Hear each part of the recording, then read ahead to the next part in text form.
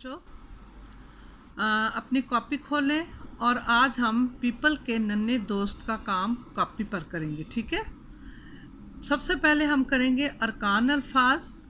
जंगल जंगल, परिंदे परिंदे, खड़ा खड़ा, अकेला अकेला, मुस्कुराने मुस्कुराने, बच्चों बच्चों। शब्द लगानी है।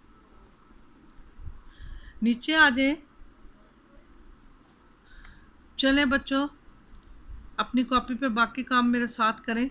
अल्फाज मायनी है: साया, छाँव, सिवा, सिर्फ, उदास, गमगीन, माह, महीना, चंद, कुछ, आराम, सुकून।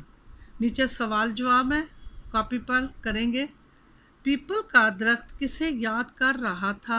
जवाब है, पीपल का दरख्त अपने दोस्तों को याद कर रहा था। अगले सफ़े पे दूसरा सवाल है, बच्चों ने जंगल में क्या किया? उसका जवाब, बच्चों ने जंगल में नन्हे पौधे लगाकर उनको पानी दिया। बच्चों ने जंगल में नन्हे पौधे लगाकर उनको पानी दिया। तीसरा सवाल, दरख्तों के क्या फ़ायदे हैं?